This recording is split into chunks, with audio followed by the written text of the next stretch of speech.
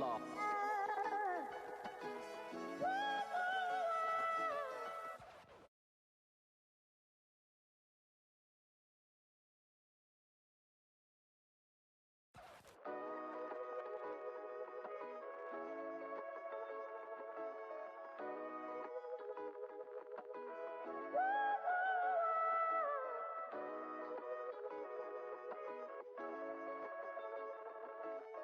Law.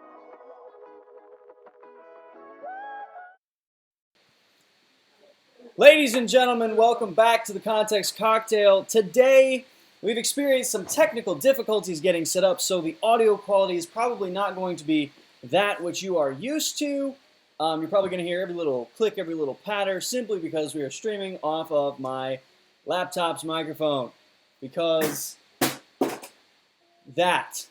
So, ladies and gentlemen, tonight we have on a very special guest. We have on one of my good friends, Ty It's fucking Trehern. me, Mario! It's Mario. It is Mario. It is indeed. It's a him. I'm Tim Hopkins. Welcome to the Context Cocktail. I threw my water too hard. Scoot over, bro. You're not in frame. Look at your frame. This is my focus. You fucking. But tonight we have a special guest. I know, Adam. I know. I'm sorry. We're working on it. Okay. Adam Rawls. Adam Rawls. You, Mario. So we got my good friend Ty Trehern. He's a local artist and musician here in Hattiesburg. Hey, Huh. hey, I'm doing things. So here we go. We got a show with Ty. Ladies and gentlemen, Ty Trehern. Come on. Wow! Jesus, what's up, boys? Yeah, I don't like to clap and do the A little bit woos. I just loud. fucking Yeah. shout. That's okay. That's okay. How are y'all doing? Oh, Good. we're doing great, man. Good. I really hope this doesn't taste like ass, but It doesn't actually. It's pretty good. Got a purple haze. Yeah. Those are good. I've never had the purple haze before. Fair enough. It's pretty You're good gonna though. have to ignore my eye. The cold weather's got me itching. So, it's like, Dude, it's like This oh, cold weather shot. has got us all kinds of messed up. For sure. It is Wednesday, my dudes. Lithium Ember, welcome back to the stream. every Wednesday, dude. Every Wednesday from 10 to 11. You know where we're at. You know what we're doing. So, Ty, go ahead and take a moment to introduce yourself to our guests. Yes. So, my name is Ty Trehern. I'm a singer-songwriter from Hattiesburg, Mississippi. I've been playing music for quite a while now. Put out a debut EP this past January called The Sound. It's on all streaming services at this moment in time. So if you're interested, you can go check that out.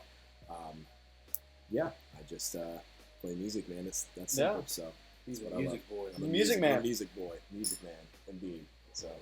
So let's talk about that. What was it like? How did you get into music? I think that's the big question. Is how did you get your start? So I've been playing music since I was 2 years old. My mom's side of the family was very, very into music. So during Thanksgiving holidays or just any holiday tradition in general, my uncles and my aunt would always play. Yeah. It was just something that we grew up on, and I was able to grow up in that kind of environment where music was common.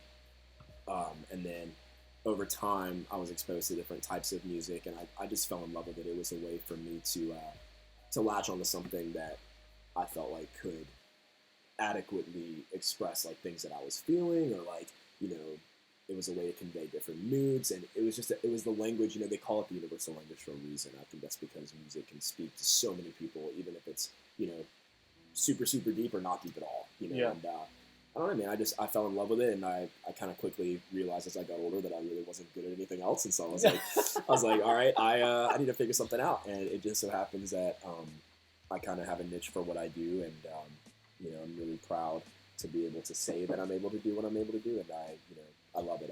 Yeah, because Tim and I were talking about that last week. Is that it takes a hard grind and it takes a lot of natural talent to be able to actually make it in the music industry, simply because it is so competitive. Mm-hmm. Of course. So And oversaturated, man. and Absolutely. oversaturated. No, it really is. It absolutely is. I feel like there's a lot of different types of music out there. It's just so hard to find because of all of this standardized content that's being pushed, and that's like a huge focus right now. So yeah, I completely agree. Yeah, there's so much that's marketed for the masses, Mm-hmm. right? And that's not a bad thing because there's a market for it. So No, I of mean, course not. you have to be able to play the field. So, Mm-hmm. but you've got 800 different pop stars all Yeah. making the same type of music. Absolutely. You've got yeah. 12,000 different rappers, all of them with the name Lil in front of them, making the same music. So I think it's very important to be able to find your own creativity and be able to find what you like and what you enjoy. For sure. Yeah, I completely agree. I'm not even really on that noise, man. Like you can have every single. All right, so you said 12,000. Let's stick with 12,000. All right, let's stick with 12,000. That's All not 12,000. accurate, but okay. All 12,000 could have the name Lil. I don't care about that. What I do care about is there's no diversity in the substance. Like, if you have 12,000 rap artists, at least 10,000 are talking about the same shit. You know what I mean? Mhm. And now it just so happens to be romanticizing mental illness and drug pushing. Yeah. But you know, I'm not a crybaby. If that's what you want to sing about, that's what you want to market. Whatever. Yeah. But don't call yourself unique in the next big thing when you're singing about the same shit that everyone else is singing. You know what I mean? Absolutely. I've heard that song before. I've listened to that album multiple times. Give me something different. you Yeah. know? I think that's that's something that's, in my opinion, really subjective because like what you may consider to be the same exact thing is something that you've already heard may be completely different and a unique experience to somebody else. I feel like there's different different components of a musical experience. There's obviously the instrumental side of things where if you hear a band or an artist perform and they don't necessarily sound musically like anything you've ever heard before, you're immediately going to latch onto that. But the thing is, man, and I talk to a lot of people about it all the time. Like, lyrics are a powerful thing, and I feel like you can talk about the same exact message over and over again, but if you convey it in a different way, and if your lyricism is different than the last time that you used it, or if it stacks up, compared to somebody else's, then those particular lyrics, even if they're the same topic, may hit completely different for somebody. So I think one of the most important parts of being a musician is really understanding how to connect with your audience and how to come off genuinely and not, like you said, just writing the same thing, because I don't necessarily think the substance, like the message, is the problem. I think the problem is that, everybody is aware of what the message is and nobody's putting any thought into the content anymore. Yeah. So like it's not. Yeah, absolutely. You know what I'm saying? Yeah, no, like, absolutely. that's kind of like a weird way to look at it, but like, it's easy for anyone to write a love song. It's like, I can write a love song all day, but what is my particular love song? What is my story? Yeah. How is that going to connect with somebody different? And how is it going to stand out? So, but yeah, I do agree to an extent, but I also think there's a lot of other elements to that need to be considered, especially whenever you're in the hot seat and you're writing and you're working on these songs and you want them to stand apart from the rest of your stuff. So. Yeah. That's fair. It's like, can I write a love song? I can write a love song, but can I not write Lips of an Angel? Please, God. That song's been written 30 times since the 70s. Please. Hey, man, don't knock on Hinder, man. Hinder already gets enough from everyone. He already gets enough. So They had that one album. What was it? The American something. It had Waking Up the Devil and all that other stuff on the Red Tail Lights. I don't know. That was a good album. I recommend that album. Lyrically and instrumentally, it sounds like a whole different band. Like the guitarist, I swear the guitarist sold his soul. Like he went from playing just power chords and strumming through the roots of it all to like shredding ass. Like Sinister Gates level, Jason Richardson level, just shredding. Like it blew me away. I was like, this isn't even your instrumentality with your guitar has taken this from being like rock and roll like Hinder's used to, and you've turned it into almost technical rock because of a riff, because of a solo. Yeah. So that to me is interesting. That makes music refreshing. It's finding that unique element, something that hasn't been done before, right? And so while you can write songs that have been written about 1,000 times before, and you can bring something different, a different take to it, I think another thing about being successful in the music industry is what makes you unique, right? What makes you marketable? Because everybody. All right, so let's take the 800 pop stars, right? You've got Ariana Grande, right? You've got Demi Lovato. Now they both make the same type of music, Totally different though. but they're completely absolutely. different, right? So it's their voices that make them unique. Ariana Grande hits those whistle notes like nobody's business. Demi Lovato's got a very powerful alto, and so it's like, what makes you different from the rest? And that kind of segues into my question: what kind of music do you make? For the people that don't know, right? Oh man, this question is probably my least favorite question ever. Absolutely. Just get put in the spotlight. Now, Well, what do you do? Not even, yeah. I mean, not even for the fact that, like, I mean, I know what it is, but it's so difficult to explain, man. And I don't have to really get in depth with it to make you understand. Yeah, absolutely. Why. We got an hour. Yeah, fair enough. So the thing about my content, man, is the best way that I can describe it is genre fluid, just evoking something. It's Okay. not necessarily based on, you know, a particular genre of music. Like, it's not blues, it's not R&B, it's not pop, it's music. And I feel like the moment that you put a genre on top of what you do, you're in a box. Okay. You're completely constricted to not being able to do whatever it is that you want to do. And I've been very fortunate, you know, to pretty much do whatever I want to do. A lot of the songs, man, you can listen to them, and there's different influence in there. You know, there's different pop stuff. There's, you know, I'm a huge fan of 80s, 90s hip hop, so a lot of you know, rhyme scheme and flow and things like that are very heavy in my music. There's a lot of alternative. I grew up listening to, you know, hard rock, heavy metal music, and so that's obviously very potent in what I do. But I can't put a genre on it, man. It's just, I can tell you what it's made up of. Like, it's a guy, and we run. I obviously, a lot of the songs that I write are very vocal driven, so a lot of catchy pop based hooks.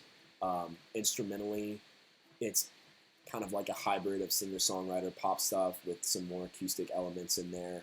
Yeah, because I'll say your sound is very unique in that you have multiple layered acoustic guitars. Oh, a ton. Playing on top of each other, all of them playing something different. Mm. And then from your EP, you don't have a standard kit, right? A standard drum kit. You No, don't play so a kit. You play a cajon. All the percussion elements. A lot of it, man, is samples. Okay. So like there's cajones and there's shakers and there's clappers and things like that, but there's also like I said, hip hop beats in there, like just random, you know, splice samples that we found. And the thing that we went into the studio with is completely different than what came out of it, which Absolutely. was awesome. So we ended up first song that we tracked.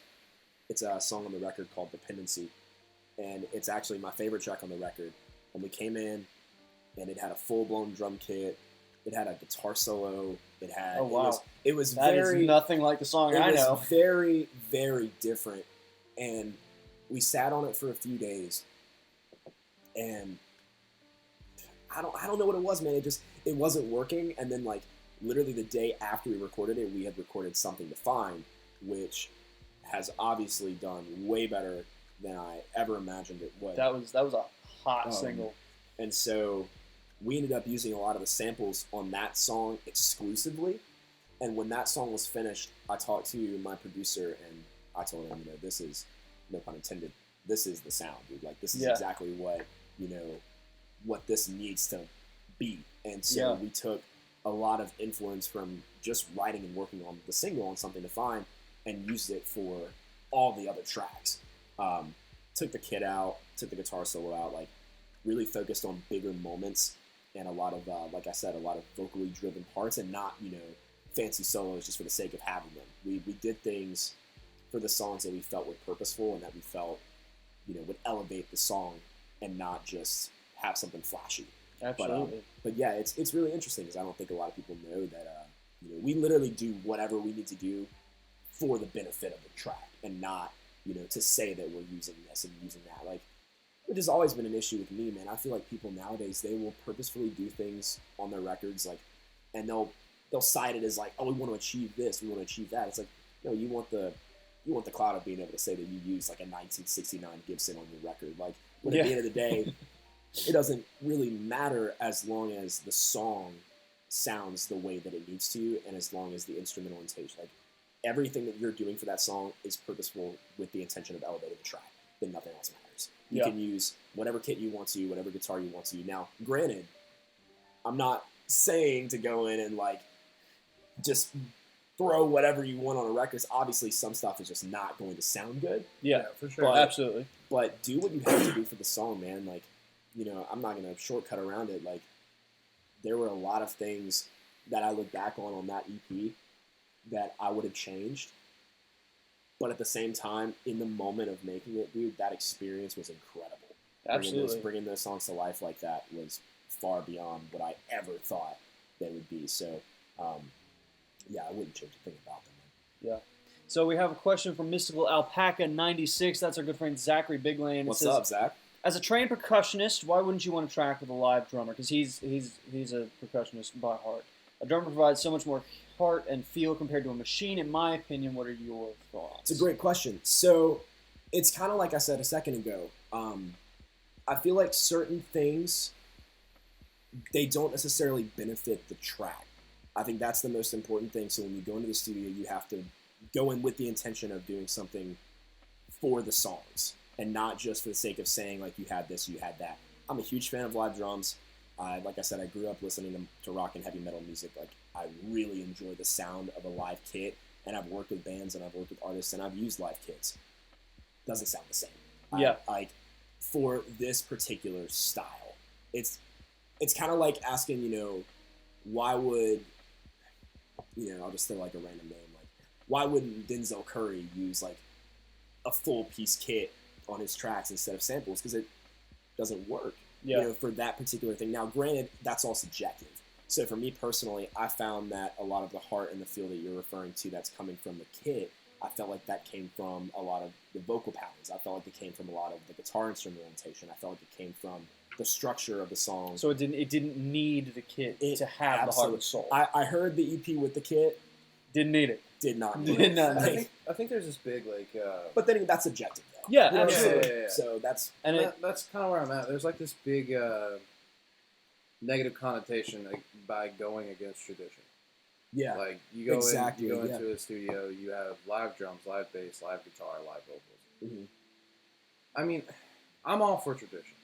Like I'm musically I'm a traditionalist, but as a recording artist, in a sense, I kind of stand with you. Like if it benefits the track, that's Absolutely. that's the quintessential thing at the end of the day, because they're not gonna care if Yeah, if they're no. listening to your product. They don't care about how you did it. They're in that moment. It's instant gratification. I'm buying your product and I'm listening to it right now. And you got to think too, like there's obviously different target audiences, and there's different mediums that you can, convey these songs in. So like, if I'm ever doing a live show, we've toyed around with the idea of doing a full live band. How would that sound? I have no idea. I've never played, Gone with a live band. Would it sound different? Absolutely. Would it sound good? I don't know. Don't know. You know what I'm Yeah. saying? Like, I know that what we ended up doing, like I said, on Dependency the first time, with the kit, it just didn't sound like, it didn't make sense for what the song was trying to convey and what it was trying to accomplish, in my opinion. Yeah. And at the end of the day, if I'm not enjoying my product, Exactly. And then I'm not going to be able to push it the way that I want to, and I'm not going to be able to believe in it. And then if I can't even do that, if you then can't believe in nobody it, then else who will. can? Exactly. Your passion. It's definitely against the grain. Like you said, it's non-traditional to go in and to write the kind of music that I write, and I wasn't expecting to be traditional.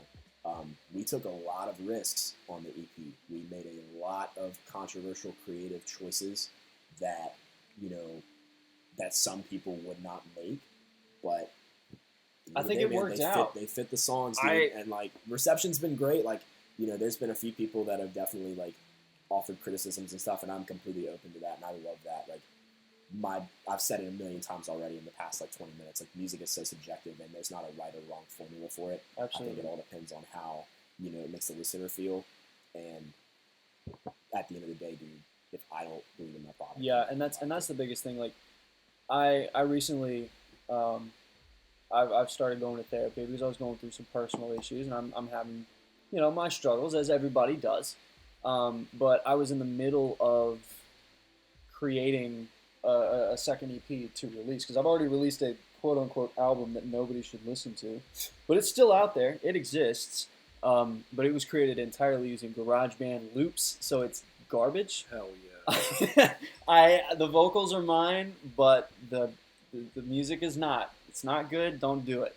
But I was in the middle of writing and creating the Forgotten EP is what it was going to be called, but I've completely scrapped it simply because I no longer believe in what I was doing. Right. So if you don't believe in your own product and you're not in love with it, nobody else is going to be. Because if, let's say, Kendrick Lamar released an album and was like, "Yo, I really hated making this," who's gonna buy the album? They're gonna buy it for Kendrick Lamar, but they're gonna realize, wow, this is a garbage album, right?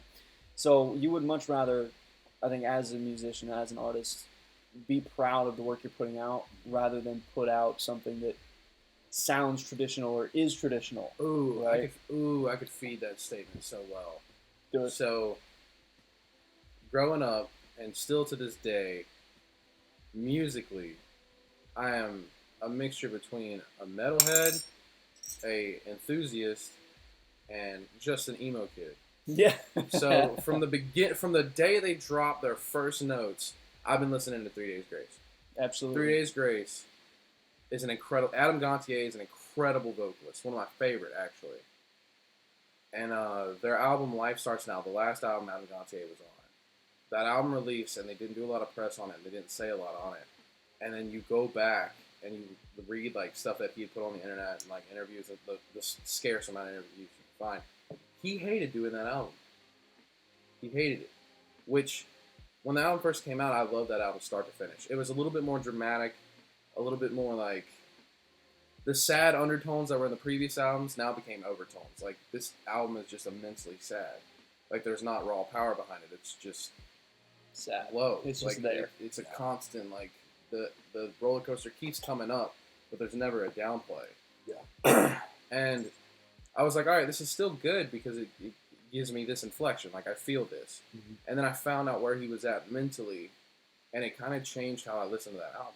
Yeah. Because when I found out, not only did he hate making that album, but the things that encompassed being around that album made him quit the band, or forced him to quit the band. That screwed that whole thing up for me. Yeah. Like, passion is a big deal because, one, you could feel passion. I was literally thinking that like 5 minutes ago before you started saying anything. I was like, one of the biggest elements of music that is completely ignored. You can, in my opinion, literally hear the passion it's in an visceral. artist. Yes, absolutely. I completely agree with you. Yeah, because, like, even if it's, I don't care if it's live or recorded, if someone is singing something passionately, there's something you cannot replicate on a computer through a program, and the only thing I can think of is passion. You could fix notes, you could fix blemishes, Yes. you could pitch correct all day long, but you can't replicate raw passion. Yeah. And, like, it's just pure. It hits you a certain way. No matter what emotion is being inflected, raw emotion or raw passion towards an emotion, musically speaking, just hits you a particular way. Dude, there was an experience that I had in the studio.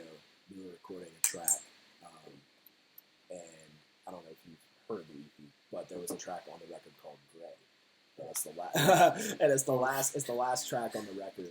And there were times we were recording, that song as well as other songs where like we would go back and listen to vocal takes or recordings, like tracks of instruments, and we would hear those blemishes. We'd go back and we'd see what it sounded like if we were to correct them. It's night and day. Fucked it up. Yeah. For lack of a better term, but like it was one of those things, man, where like when you hear the mistakes, and I think that's why people were so attracted to live music too, is because you can hear the genuineness of it. It just adds an entirely new layer to the songs and to the records, man. Like, it's definitely there. And I remember there's one particular part of Gray in particular, with no correction. Like, it's literally just straight track, put it in the mix. Like, and it is the last line of the second verse, right before the chorus comes in.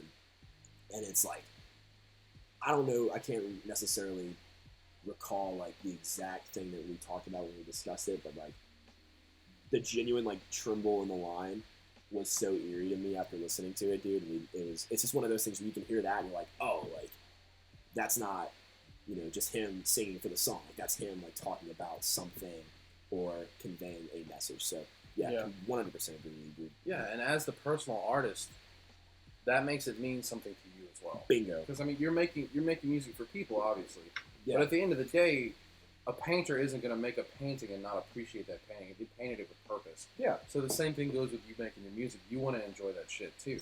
Yeah. So if you can listen to it and hear that last line before the chorus comes in and be like, I remember what I fucking felt when I hit. Mm-hmm. Like, I felt this, and that was powerful and real, surreal. Yeah. Like, I don't know. I think it changes it, man. Yeah, it, really it has to have purpose. Yeah, 100%. And that's just it for me. But to reel it back a little bit to the original topic, what, as a musical artist, performing, creating, recording, what do you listen to? What music do you listen to? Primarily. Oh, man. Yeah, I know. It's got to be a big question. Dude, no, not really. I listen, this is kind of a generic response, but I listen to just about everything. I used to listen to one specific genre of music, and that was, again, rock, metal music. And I still, to this day, love it.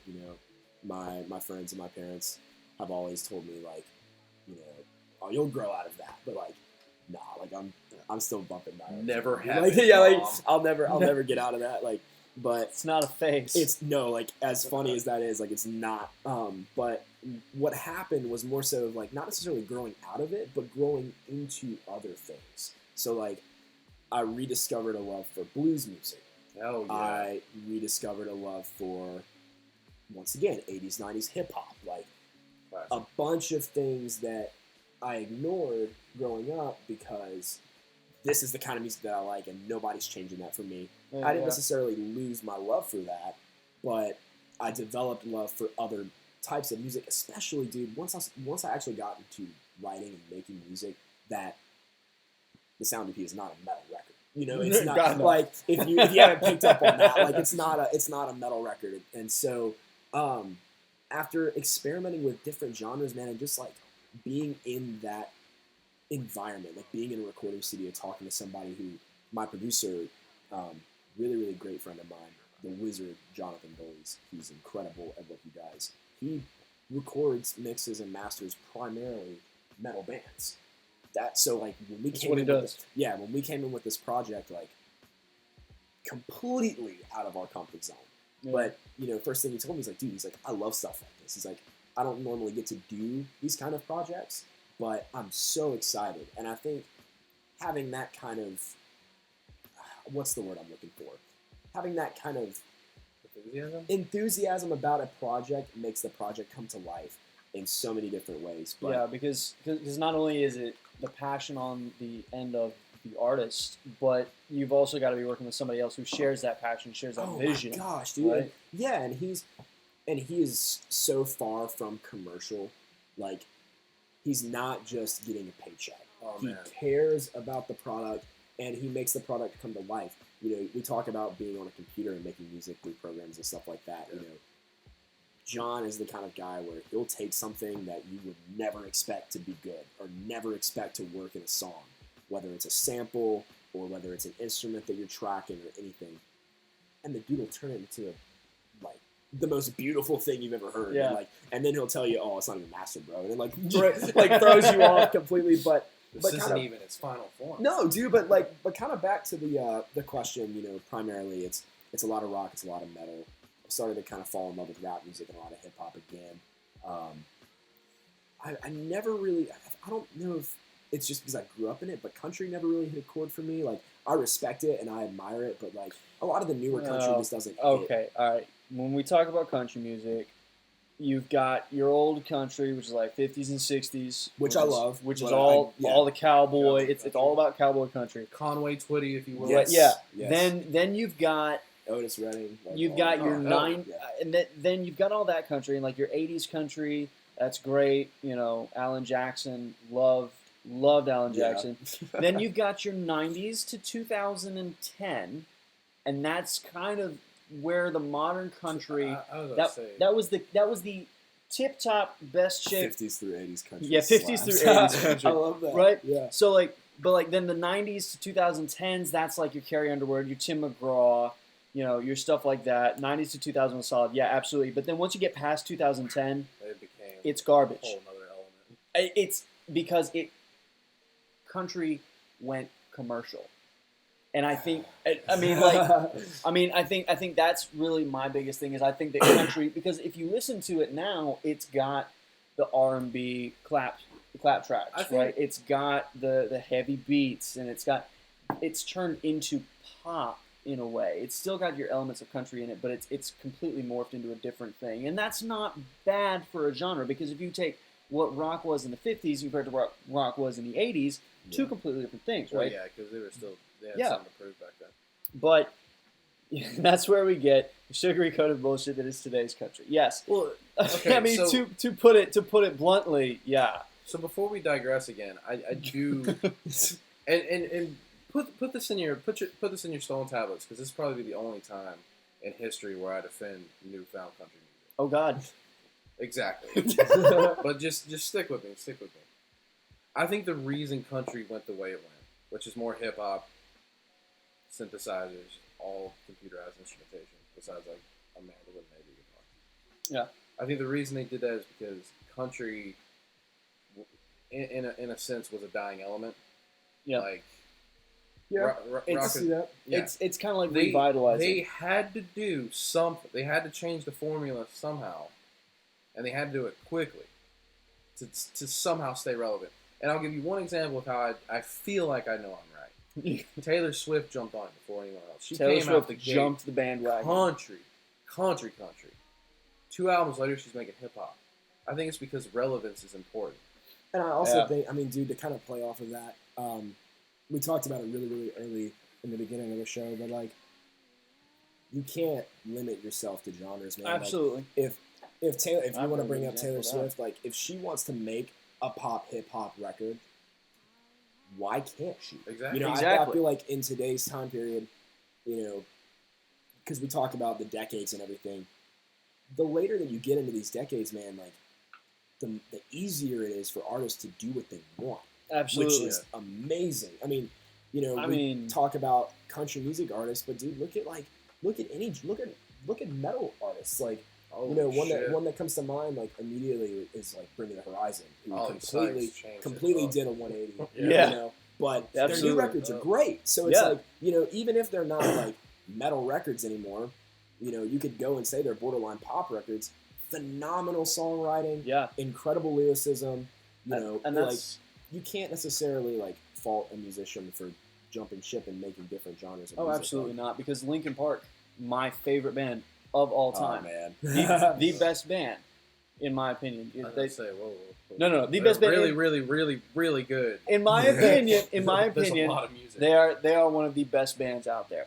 And if you look at their records, you've got the Hybrid Theory, you've got Meteora, Living Things. All three of those were very similar in style, right? Oh, you had Hybrid Theory, then you jumped the shark a little with Meteora, but then fuck you, Meteora is incredible. It's incredible. I love it. Don't get me wrong. Meteora is so slept on, dude. But then Minutes to Midnight and Meteora, very similar styles, very much the same record, right? Lyrically, definitely different. Different, but as far as a lot of edge. I was gonna say, as far as the sound, though, I disagree, really, dude. Okay, yeah. I mean, if you like, hit me with the knowledge. Figure 09, dude. Like, okay, all right. What's the there's another song that I don't know why I can't think of it right now. I'm like literally, I listen to it almost every day. Start throwing out names. I hold on. I just said pull it up because I'm gonna go find it. From me, I kind of want to gush on. It's my favorite. It's my favorite track on that record. Minutes Midnight. No, on Meteora. Oh. I'd say Meteora definitely was harder than the Minutes to Midnight. Oh absolutely. man, it's so good. But as far as dude, like line from you, dude. Oh, line. That track's amazing. Yeah, no, it's okay. banger, what do you mean? And so, but as far as like stylistically, they didn't stray very, very far, right? I think they were starting something. Yeah, and then you go from Minutes to Midnight, and then you go to 1,000 Suns. I fell off. Well, The very next album is an electronica album. Yeah, drop. It was an electronica album. Then you go to Living Things, which was an electronic pop album, and then you go to Hunting Party, which was the hardest they have ever been. I mean, minute the hunting party. The hardest they've ever been. That was the hardest as far as metal. A big thing to say. As far as getting back to a rock sound. You mean like, okay, so you mean like regression? Yeah. As far as they went electronic, they were rock electronic, and then they've jumped back to, and then they made a pop album. I'm gonna have to have a view party for that album just to like. You yeah, never had. dude. Dude, I'm telling you, when 1,000 Suns came out, I started sleeping, dude. I'm not Okay, even yeah, gonna no, play. see, and so you missed it. I 100% Linkin Park fanboy, all the way. So I may be a touch biased. I'll admit that. Yeah. But to me, whenever they went to the hunting party, they brought back a sound that they had never really dabbled in since Hybrid Theory. I mean, I'll fuck with it. I'll give it a Right? listen. They brought back. I mean, I'm they scared had Darren Malakian. Oh, Darren Malakian? Yeah, whatever his from System from of a Down. System of a Down. Yeah, he played on there. He's incredible. Yeah, Yeah. he played guitar. He tracked guitars for some of that. He's actually crazy. It's insane. I know. Yeah, but Sorry to be so the redundant. sound Yeah. so the sound that they went from, if you take Living Things and you go minutes from Living Things to the Hunting Party, they went not necessarily totally metal, but they went back to a rock sound. But dude, the thing is, man, is like, it's the musician's curse. Exactly. Once you put that record out, and when I say that record, I mean like that record, the Mhm. one that people are never. So for Linkin Hybrid Park, Theory. it would be Hybrid Theory. Absolutely. That would be the record. Dude. There's no, you can try and go back and regress and do all these different things, but they will never ever write another Hybrid Theory again. No, they'll and never they write won't. another Meteora again. And so it's like, And- once you and go that back was- and try to regress into that, though, it doesn't sound the same. No. I would be disappointed. I would be Critics incredibly fault you for disappointed. it. And that's The just critics fault you for trying to go back. and here's the thing. Yeah. That was one of the things that Mike talked about on Mike Shinoda, real G. when he talked about on Living Things. Shout out And Mike. if you listen to some of the lyrics, I don't know if it was Living Things. It was one of the songs that he wrote. Yeah. He was talking about how everybody wants you to go back to what you did, but I'm not going to do that. It's like we're not a one-man show. We're not a one-trick monkey, one-trick pony. I don't know why I said monkey, but we're not a one-trick pony, right? We want to do other things. And so then they went from the hunting party, which again was the hardest sound that they had had in years, right? As far as getting back to like I'm gonna listen to guitars this and- album, Please do. No, and if please. it fails me, I'm coming to you, bro. It went. They went back to the hardest sound they had had since, I think, Meteora, right? Because after Meteora, Minutes to Midnight was very mellow in comparison. Then you had your electronic, whatever 1,000 Suns was, and then you had Living Let's Things, be and then they went. respectful and call it experimentation. Yeah, there you go, and that's what it is, and that's that's the point I'm trying to make is that artists need to experiment. Yeah, Right, but I agree. because when they released One More Light, that album, they caught so much backlash for that. They're like, you're making a pop record. You are an alternative rock band. You're making a pop record? What the hell is that? But at that point, you're not an alternative rock band. Exactly. Yeah. And that goes back to what we said about not putting yourself in a box. And I think Linkin Yeah. Park is an incredible example of somebody Dude. who has not put themselves in a box. experimentation is beautiful, right? Like it's Yeah. necessary, Absolutely. but it's also incredibly dangerous. Absolutely. Yeah. Well, you have to know how to, because the thing is, man, is you have a fan base too, especially when you're as big as that band. So you can't just you can't just completely jump ship into different sounds. Like you have to be conscious of gradual change. Like Yeah. you have to be able to know when to take risks for the purpose of elevating the songs, and then if those risks work, build on them. But don't go and write. Like, can you imagine the backlash if Hybrid Theory would have came out, and then immediately after Hybrid Theory dropped, we get 1,000 Suns? Yo, bloodbath. They, bro. yeah, dude, they like, would that have killed doesn't themselves in work. the water. And I don't necessarily. I love Linkin Park too, but I don't think that they are a band that evolved. Bear with me. Go bear ahead. with me. Rest in go peace. ahead. I don't. Go think, ahead. I don't think. Unpopular opinion. I Yeah. don't think that Linkin Park is a band that evolved well. I think they. Fair. I think they evolved. They They evolved. but I don't think that they were Man, No, it's so no, bad. go for it. Like, Go for it. yo, That's the it's whole thing. just one of those things, man. I, as a fan, more than anything, and that may just be because I'm bitter that I'll never hear like A Place for My Head again. But like, Yeah. Fuck that dude, song. but you know, I don't know, man. I mean, if you look at what they did with Hybrid Theory going into Meteora, you know, you still had tracks like Somewhere I Belong and Numb that were like, they were the heartthrob tracks, Yeah. singles too. You know, mind you, they were radio play. But they had tracks like Figure 09, Lying From You, freaking Faint. Like Yeah. they had tracks like that were very reminiscent of the Hybrid Theory stuff.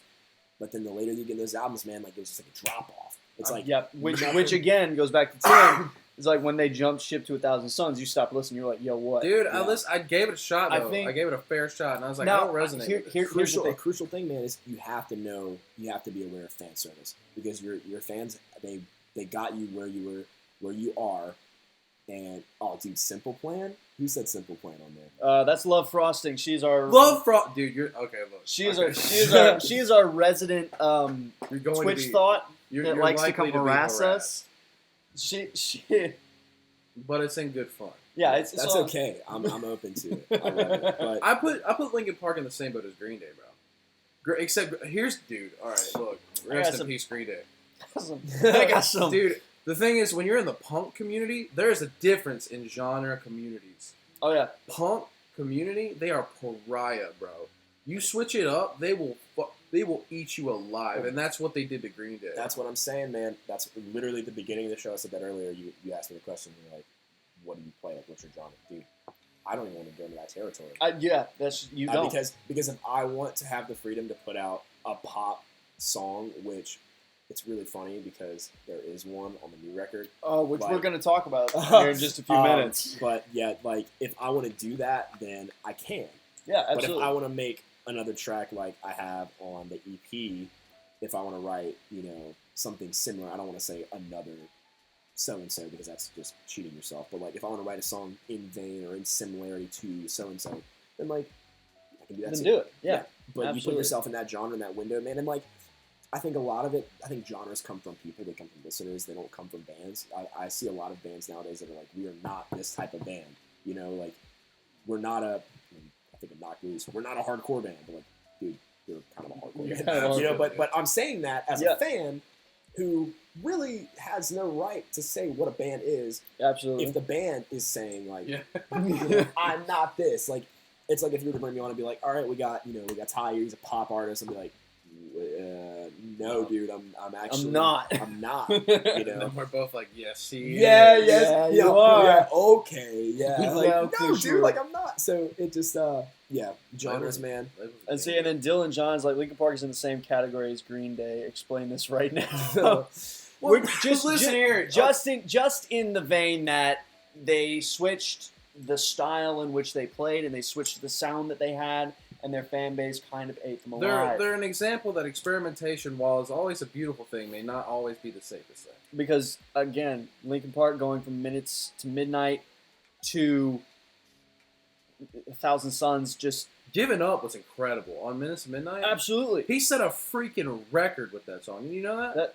That Scream it and for that Giving scream? Up? That's 14 second Oh, scream, dude. bro. I That- timed it. That's 14 That seconds. is record setting.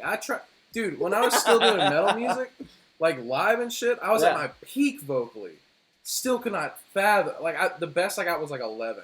Yeah. And like it was red faced 11. Like my vocal cords were I mean, screaming. Chester was able to hit that no sweat, 14 seconds, just solid. I mean, and he did it live too, which is He the was- thing. So it wasn't just like a studio trick, because like he screams it, and then he drops that little. He drops like I think it's like a note. He drops a note. He goes nah, just that little bit. He does that live, so it's not just a studio Yo. like cut and paste. Yo, we have a ton. We need to catch up on comments. We have a ton. Yeah. of comments, Okay. bro. So Backtrack a bit. yeah. All right. So we're backtracking from our good boy Mystical Alpaca, who's on mobile, so he can watch while I'm driving, which is not good. We don't You're not recommend driving. that. A lot That's- of it looks that's- like commentary. Man. If you want real country today, listen This to is anything on the awesome. red dirt genre. Okay. Red Dirt. Red dirt genre. I've Get actually the listened to fuck- some. I've actually listened to some of that. It's taking country back to the roots, right? It's bringing back the banjos and the mandolins and the acoustic guitars, but it's also still modern. I don't know if that's the way to do it. Love frosting. I love to milk men in a good way. That's what we're talking about. You see your face? You see your face shift? That's what we're talking about, my man. Linkin Park is on a whole nother level.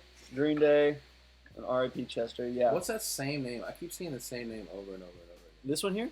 The orange one. No. Oh, that's Mystic Alpaca. That's Mystic Alpaca. That's Zach. That's Zachary. And I see Love Frosting. I also see a lighter orange. That is your girlfriend barely ghosted. Oh, what'd she say? She said present. She's here.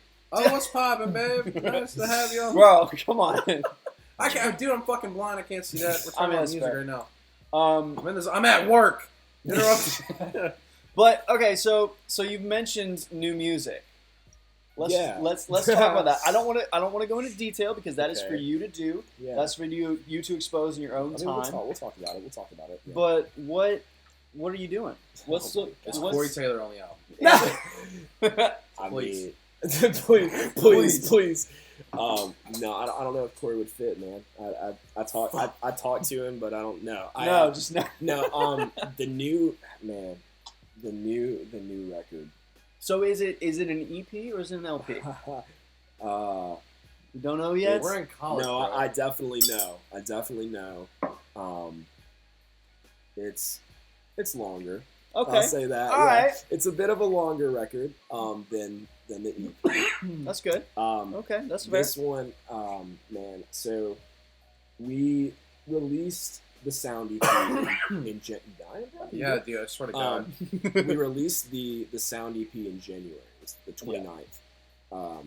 To great reception, I might add. Thank you. It went well, and I personally love the record. So it's really good. Thank you. Released it on the 29th of January. Celebrated the release on the 30th. Came back down from the release celebration on the 31st, and then started working on this record on February 1st. So like a 2-day turnaround, like in terms of just like bringing out ideas that some of them which didn't make the EP, writing new material, complete turnaround. The thing about the EP that's so interesting to me is that if you combine all of the time that was spent in the studio alone, we maybe spent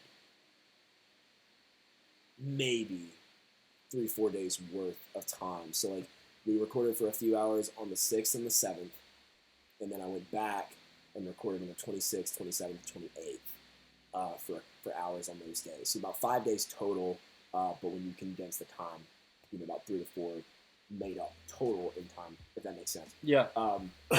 And that was all in the month of August. And then we dropped the second single after that, and then the EP. But this has been such a completely different process. This has been so meticulous and so in detail. And, there were songs in the EP that we recorded literally the day that I had written them. So, like, Gone was written almost entirely in the studio with the exception of one particular guitar riff, which is the walk-up riff in the beginning, and then maybe 2 lyrics that are in the chorus. And that was it. Everything else was in studio, tracked that day, recorded that day, like everything.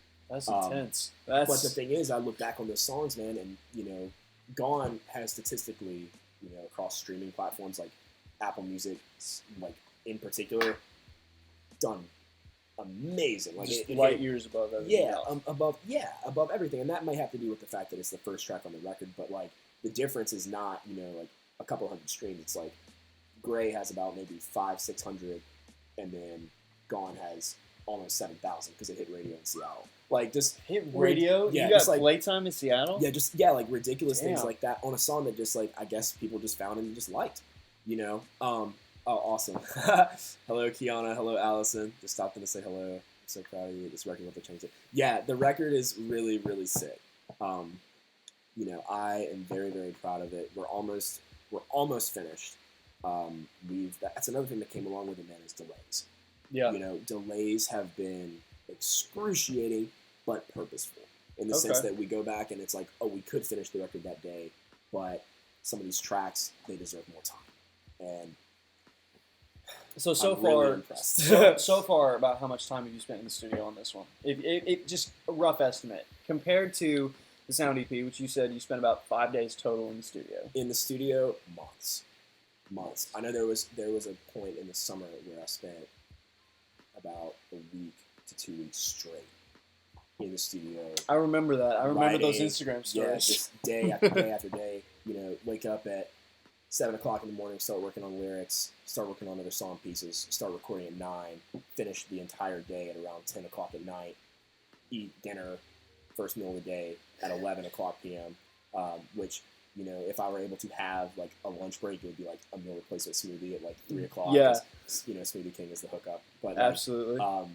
but, yeah, and then you'd eat, and then I'd start working on revisions until about 2 or 3 a.m., and then it'd take me an hour to get to sleep, and I'd finally end up passing out at 4, wake up again at 7, start the whole thing over. It was murdered yourself. No, there were so many dumb things that we did. Like, we lived off of nothing but, like, cold brew, because John is an incredible coffee guru.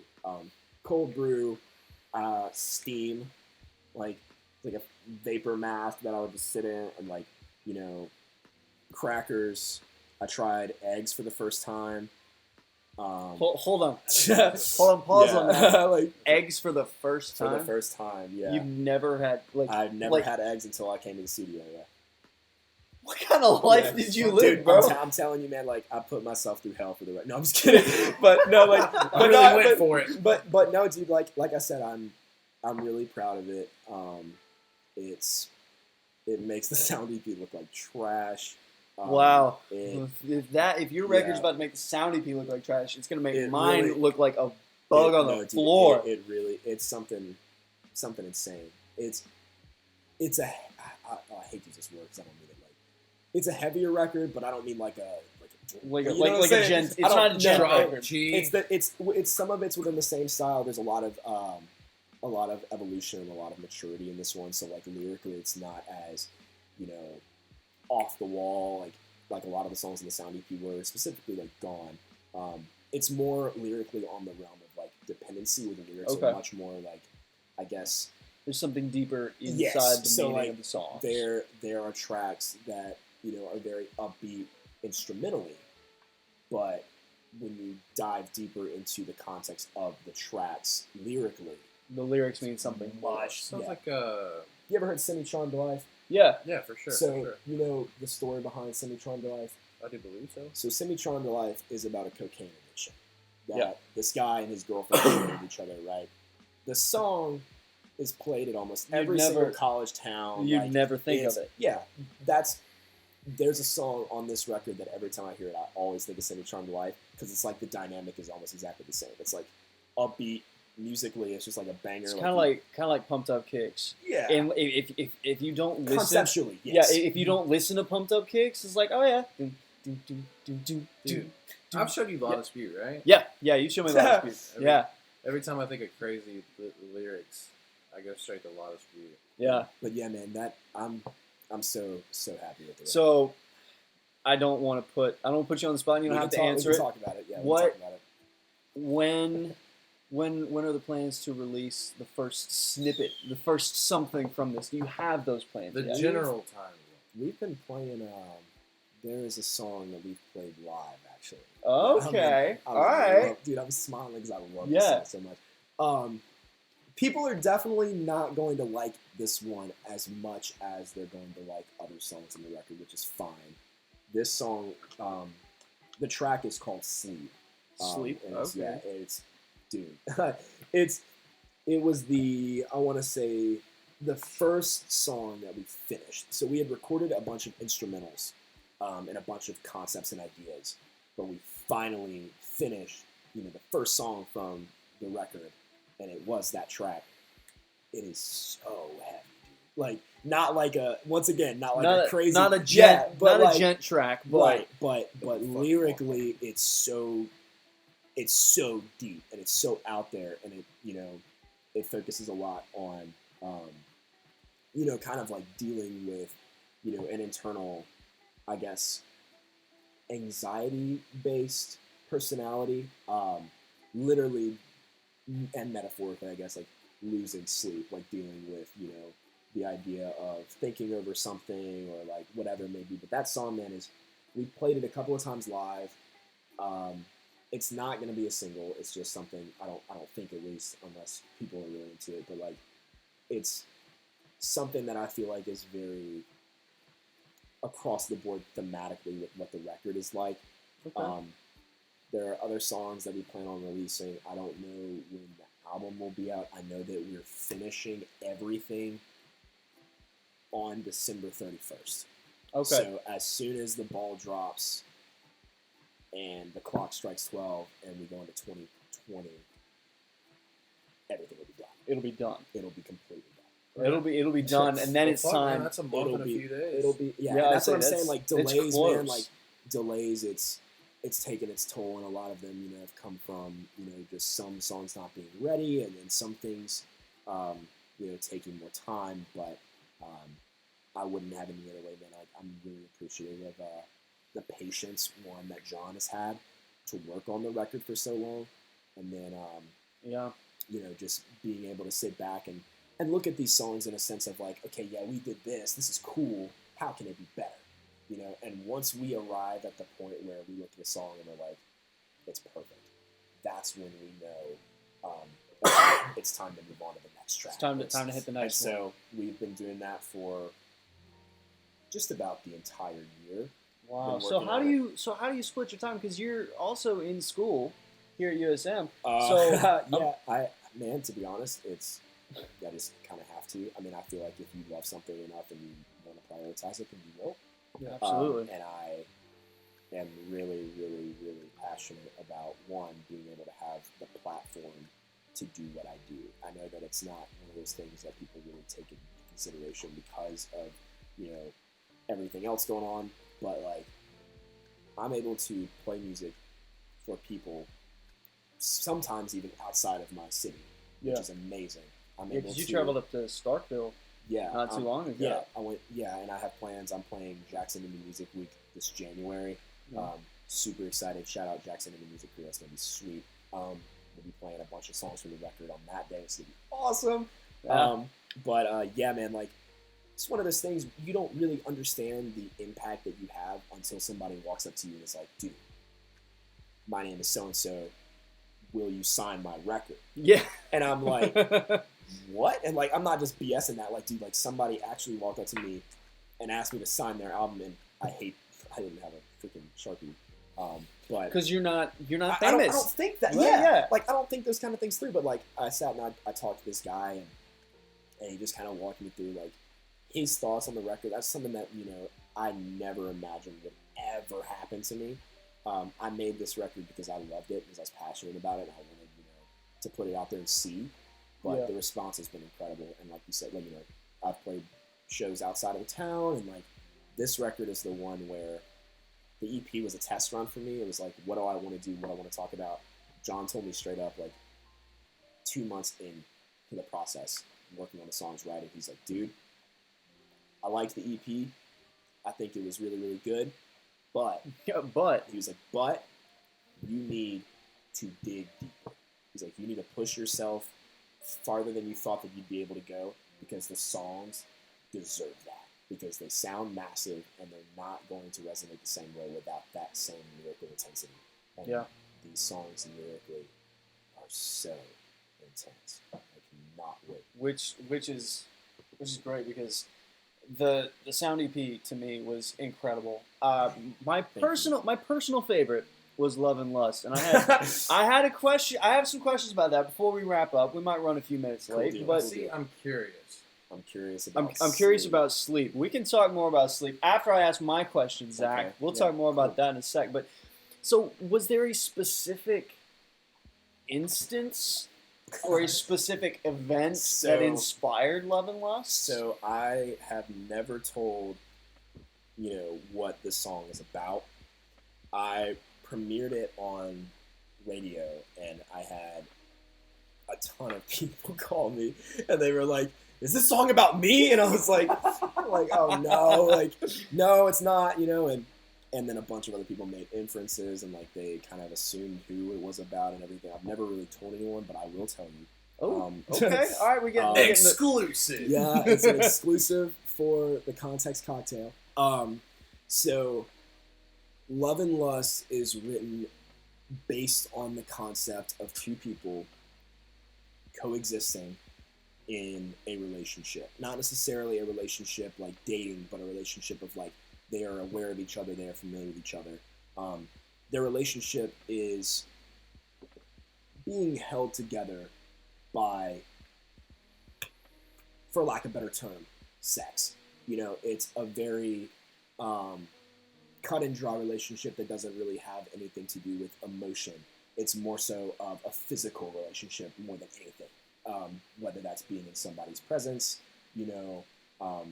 but not being in their presence. Yeah. So, and how that can essentially destroy people when they're trying to find those emotions and those feelings, and they're trying to evoke them from the other person, but the other person just doesn't want that.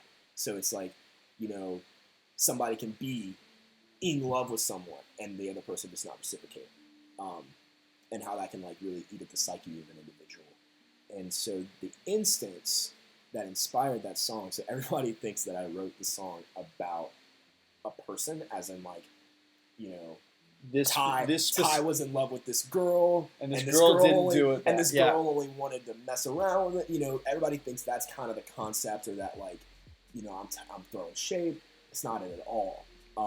The song is actually written in drum roll. The song is written in the perspective of the woman. So it is written, yeah.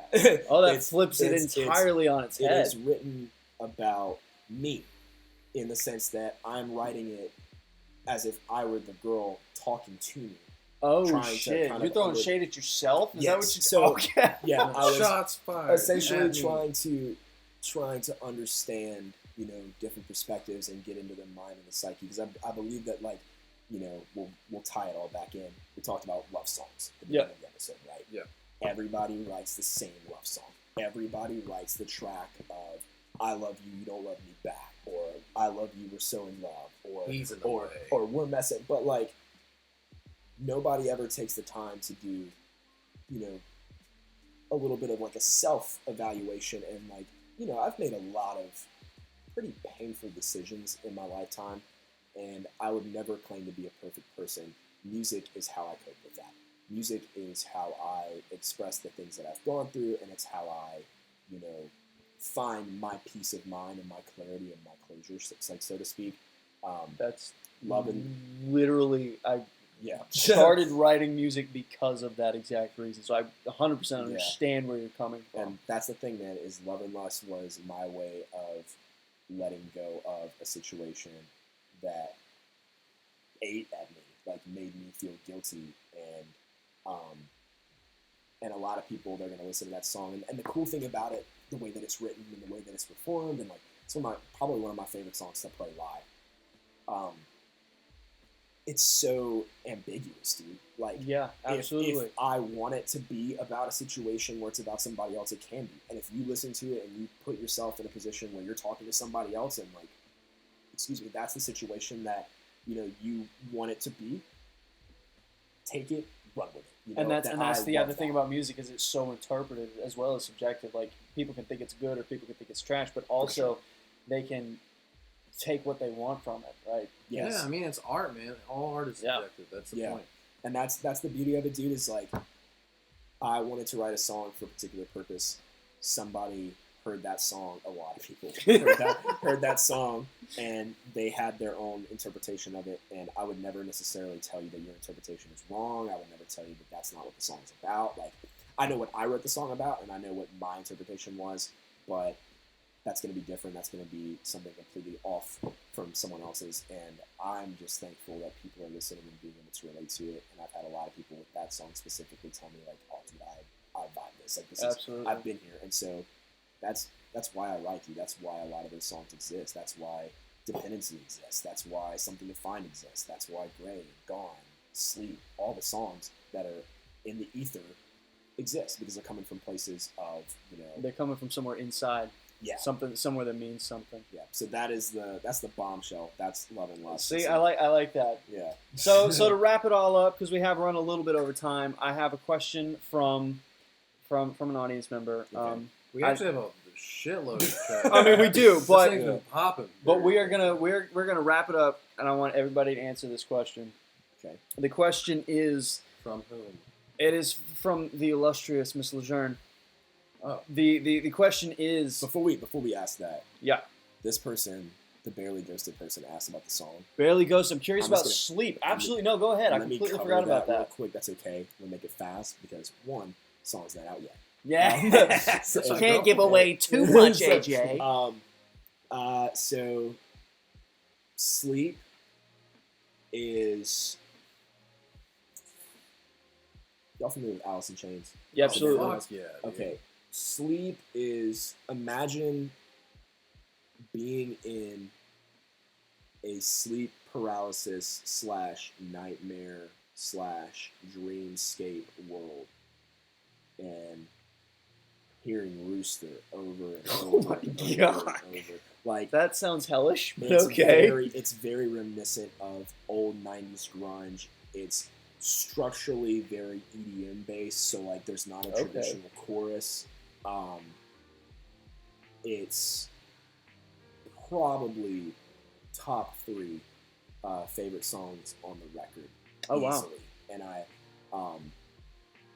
I think it's gonna be the one where, like I said, I don't think it's ever gonna be a single. I don't think it's ever gonna be a traditional radio type track. I think it'll be one of those songs that's like a gem on the record where people hear it and they're like, Yeah. this is the song, Yeah. you know? It's big, dude. I love it. I cannot wait to share it. I'm excited to hear that Maybe one. one day it'll be, thank you. I really appreciate it. Maybe one day it'll be available, but as of right now, you'll just have to wait for the Have to wait for the record to drop record. Yeah. in who knows how Yeah. long of a time. I'm sure Yeah. she'll be asking me every time she comes over, hey, is it out yet? I'll say, Hey, yeah. Well, I mean, you've met the guy. AJ, listen. Not my fault. I'm trying. I'm doing my best here. Okay, I have to read 3 different chats. But that's like very confident, like not confidential anymore. It's on the internet. But like that's a very help me out. Not confidential, but it's something you've never shared with anyone before. I don't want to call it exclusive, but like that's essentially what it is. Like, It's the first time you've ever spoken about it. yeah, like the track. Personal, Yeah, dude. the Yeah. track is not going to be, you know, like I'm not going to go on like all my socials and be like, "Sleep is going to come out on this day." Like, Yeah, no, or, absolutely. You know, like it's a song. Like when the track listing comes out, you're going to see it on the record. Be like, "There's the song." There's a song we've heard about. When the record drops, you're going to be able to hear the song. You know, it's once again probably not going to be a single. There are other songs on the record that are way more fit to be singles than that one, but it's a track that I feel like deserves recognition. I said I wouldn't do this earlier, but it's the dependency of the record where it's Fair. like, you know, you have the Something to Find, you have Love and Lust, the singles, you have the opener of the record, you have the closer of the record. There's that one track that's like, okay, what is this song's purpose? Yeah. And it's just an awesome balls to the wall experimental song, super sludgy, super grungy, very in your face, very dark, very heavy. See, now I'm it's super sick. excited. it's awesome. All right, so the final question Final of question. the evening. Yes. What is your guilty pleasure in music? What's if you had to sum it all up, what is the 1 or 2 songs or the genre or the album that you listen to that you'd be like, slightly embarrassed? Mariah Carey. Not me, but him. But like you'd be like, what is your guilty pleasure in music? What is it that you like listening to that nobody else really knows about? It's a baby metal. No. Fuck. No. Those little Japanese girls. kill let it. me look. Actually, let me see on my. Pull up his Spotify, see what he listens Yeah, I'm to. a Spotify guy. I don't Absolutely. do Apple Music. Guilty pleasures on repeat. Okay, yeah, that's the one to go to. Man, none of these are like. Shameful. Yeah. We're You thinking- know what? Actually, that's my answer. I don't believe in guilty pleasure music. I think that music is cool, and I don't care what you listen to. I think that if you want to listen to the Jonas Brothers or the Backstreet Boys or Ski Mask or Denzel or whatever, then you can listen to it. If you don't like my music taste, then you know, you can back off. I've got good taste. Okay. Fuck. I've got good taste. So what you're saying is it's not Baby Shark. Oh no, fuck No, because Baby fuck Shark's you a now. good song. Oh my And God. I'm not gonna say that I'm guilty for listening to it. Hell That's yeah. how I feel about all the Hell Ariana yeah. Grande stuff. That's how I feel about the Harry Styles stuff, which is really good. Yeah, he's actually He's incredibly so talented. good. And Sign dude, of like the Times is that's really not. I good. mean, I don't. Like I said, I don't care. If you don't like what I like, then you know, whatever. If I'll tell you what, if you don't like the music that I like to listen to, go listen to the music that I write instead, and There you you'll go. call it a day. That's a good flip. Ninja Sex Party is awesome, by the way. Actually, yeah. Triggered. Oh wait. Okay, I listen to anime music openings and stuff. Check out Fiery Tail opening. Okay, Mysterious that's Magic. a little bit. Okay, that's a little bit guilty. I will. There you go. All right. See, yeah, that's for me, it is indeed Baby Shark because it's like I love that song, but everybody else hates it, so I like feel no guilty. cap, like you I unironically listen to. unironically, I like it. It's cute and it's funny, All right, no comment. and I feel guilty about liking it because everybody else hates it. It's a universe. It's almost universally hated. It's it's Baby Shark, but like That shit happens It- all the time. But you well, know like, that happened to Nickelback out of nowhere. listen, We're about to get into a whole nother fucking thing. No, We need to chill. stop everything. Hold on. That's I lied. Okay. Is that your I guilty lied. pleasure? Did I hit you with it? No. Okay. My guilty pleasure is The Long Road by Nickelback. That record. Because here's the thing. I'm not a fan of the band. I think their production is really good. I think lyrically they're horrible. Yeah. Fair. I think like structurally their songs are boring. But if you ever go back and listen to the Long Road album, Before they kind of like. dog, someday, shout out my boy Jeffrey Fisher. Someday, that's the track, dog. That Like song- that's the I one. mean, fuck me. It was all over the place for like Yeah. years the after its music release. video of him with like the long hair. The ramen noodles. Yeah, Yeah. dude. Dude, yeah, it's that so was bad. an era, bro. You know what? That's the one. That's Well, it. that's not Yeah. that's not that bad because that album came out before they shit themselves, before they shit the bed. So I guess even saying that isn't even guilty. Even then, I it's, guess guilty pleasure stuff would be like maybe dad rock ish kind of music. I hate to use that phrase, but like like Theory of a Dead Man, 5-finger death punch. yeah, yeah. Like I don't go out of my way to listen to it, but like if you turned on like okay, if I'm in a car with like 4 of my best friends and we're all doing things that we probably shouldn't do. Fair. Sorry if my mom. is Sorry, watching, Mom. But if we're all in the car and my buddy is like, "Yo, have you heard this song?" and he turns on the cover of Bad Company by 5-Finger Oh, Death fuck Punch, yeah, dude. Then like, I'm gonna be in the back seat like, Air drums, everything. yeah, dude, like, yeah. You have to, man. It's whatever. Like I said, it is what it is. I don't believe in guilty pleasure music. So I think shaming people for their music taste is lame, and you shouldn't do it.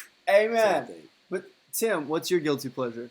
Fuck you is my guilty pleasure. CEO Green, dog. Hold on. I mean, I do listen to Ninja Sex Party on Ninja Sex Party is good. Oh, God. Okay, see, there you go. See, I personally I like it. It's crazy. It's now Danny, Don't You Know is actually like That song's a killer, bro. I don't legitimate give a banger. fuck. But yeah. So anyway, ladies and gentlemen, this has been the Context Cocktail with Ty Trehern. Ty, go ahead and take a moment to plug yourself, plug your Yeah, dude, upcoming tell us where to events, find you, bro. plug what you got. I will, absolutely. So you can find me on all social media platforms at Ty Trehern Music. I'm available on all streaming platforms as well. So Spotify, Apple Music, Amazon, Google Play, Deezer, Napster, Pandora, iHeartRadio. Everything. Anything that you Distro Kid is king. anything that you absorb music on, I'm on there. It would mean the world to me if you checked out my content. If you are a physical type person, not like that, but like if you prefer records and actually having physical, tangible albums, I still have a few copies of the Sound EP that are left over from the shipment that came in, so you can hit me up and you can grab one of those.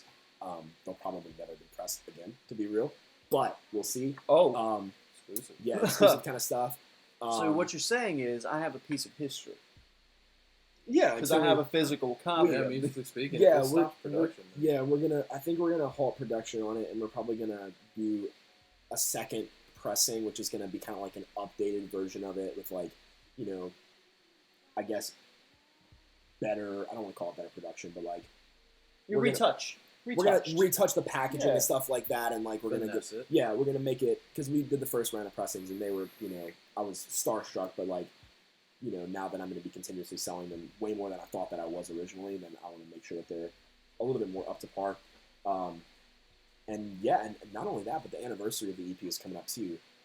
So that'll be January 29th this upcoming year. So we're talking about doing a special little thing for that to commemorate it. But I digress. You can find me literally anywhere that you would like to look.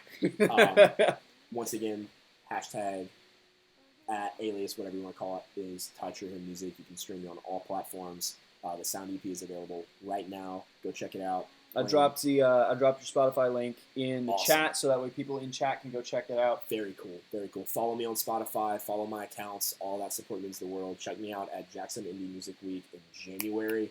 It's going to be super, super awesome. It's a little bit outside of Hattiesburg, but I'm really looking forward to playing it. And then keep your eyes and ears open for some really, really exciting stuff, hopefully to come out within the next few months. Yeah, so if you want to stay up to date, definitely go follow his socials. Definitely. And if you don't find him there, you can find me in the parking lot. Tim, take a minute to plug your channels and plug your goodies. Well, hold on. Actually, before we do that, which I'm going to do that. We don't. Yeah, absolutely. We're already over time. Quick, real loud shout out to his producer John. Heard a lot about you tonight, dude. You sound like a real fucking soldier and an MVP. Dude, absolutely. Keep fucking rolling. I cannot say enough. Where do you record it? Is it Concrete Studios? John records at Concrete Studios. Don't go to John because he's my secret, and if y'all take him, I'm gonna be pissed. But no, shout out that entire crew at Concrete, dude. They are on top of their stuff all the time. They're some of the best musicians, some of the best artists, some of the most knowledgeable people when it comes to the music industry, when it comes to making awesome songs and amazing records. Shout out Jeffrey Fisher, shout out John, shout out Crystal, shout out that entire gang. Literally could not do anything that I've been able to do without them. They changed the game, dude. Absolutely. Like I said, nobody go to them. Nobody go to them. They're mine. They're mine. Respect them and appreciate them from a distance. Respect them and appreciate them and support their music, support their bands that they work with, support the artists that they work with, support the records that those artists put out, and overall just support local music because we need that so much. Absolutely. So And Tim, take your time. With that, I've been Tim Hopkins. You can find me here at the Context Cocktail every Wednesday, sometimes Saturday and Sunday. If you want to see my comedy stuff, you can check me out on TNC on YouTube. I have a personal channel, Tim Tom, coming up soon. You can check me out there. And anywhere else, I'm pretty much omnipresent.